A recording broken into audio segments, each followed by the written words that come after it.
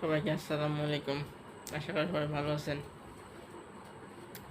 Finally Bangladesh versus India football ম্যাচটা draw হয়ে গেল 0-0 হলে। দোনো দলই অনেক ভালো খেলছে, তারপরও ম্যাচটা ড্র হয়ে গেল। স্পেশালি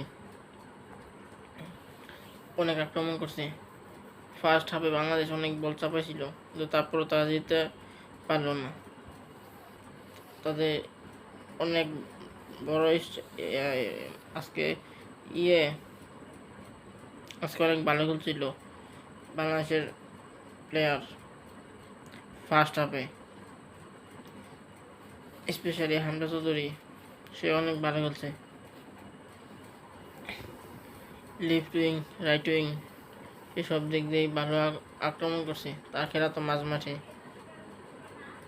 আর অন্যদিকে ইন্ডিয়া, তারা শুধু ডিফেন্সই করছে, বুঝছেন? তারা শুধু খালি ডিফেন্সই করছে, কিন্তু তারা কোনো কিছু করতে পারে নাই। আর ইন্ডিয়ার সাথে খেলা হবে সামনে, সামনে আরও খেলা আছে, তখন দেখা যেতে পারে। 0-0 ড্র হয়েছে, কোনো দলই জিততে পারেনি। এটা তো কি হয়েছে? কোনো কিছুই হয় নাই। ধন্যবাদ সবাইকে।